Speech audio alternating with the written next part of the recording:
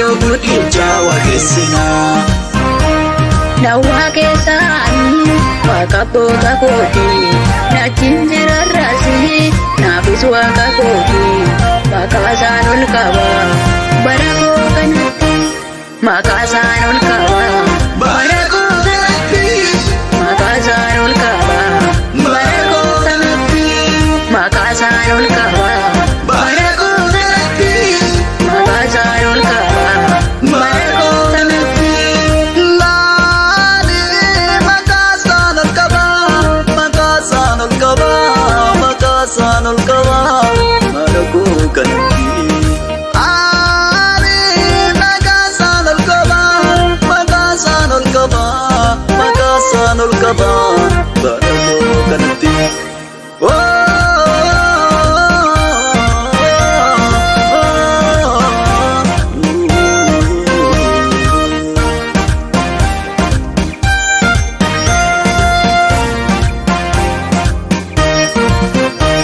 Rakkinni baroota garaa koo narraasu, lolli yoo baay'ate iddoodhaan an kaasu, jiranaaf waaqni koo kan karaa na baasu.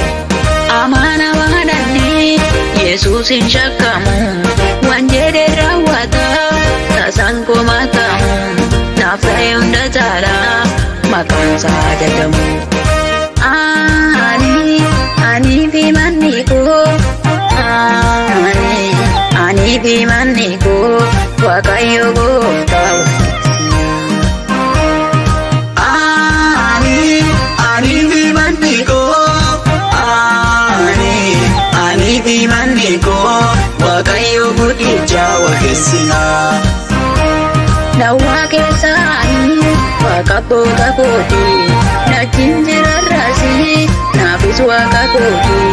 Maqaasaan ol qaba bara koo kanatti, maqaasaan ol qaba bara koo kanatti, maqaasaan ol qaba bara koo kanatti, maqaasaan ol qaba bara koo kanatti, maqaasaan ol qaba bara koo kanatti.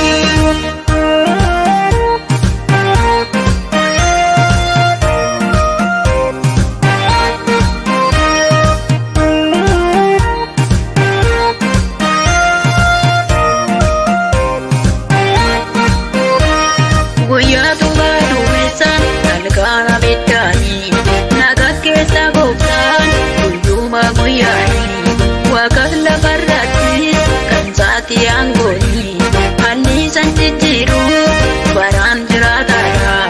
Inni Waaqayyoodha goota beekamaadha, kanaaf waaqessaa hunda danda'aadha. Ani fi manni koo, ani fi manni koo Waaqayyo gooftaa waaqessina. Ani fi manni koo, ani fi manni koo Waaqayyo guddicha waaqessina. Nawaa keessaanii waaqa abboota kooti, nachiin jirarraasi naafis waaqa kooti. Maqaasaan ol qaba bara koo kanatti, maqaasaan ol qaba bara koo kanatti, maqaasaan ol qaba bara koo kanatti, maqaasaan ol qaba bara koo kanatti, maqaasaan ol qaba bara koo kanatti.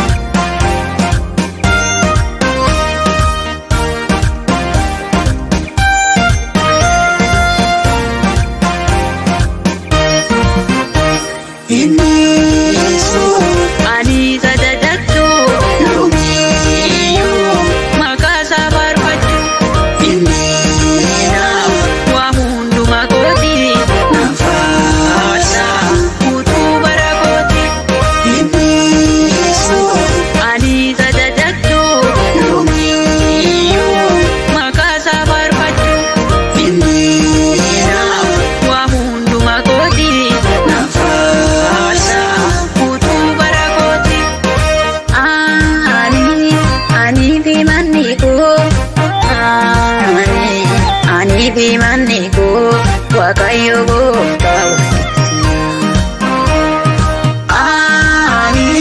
Ani fi manni koo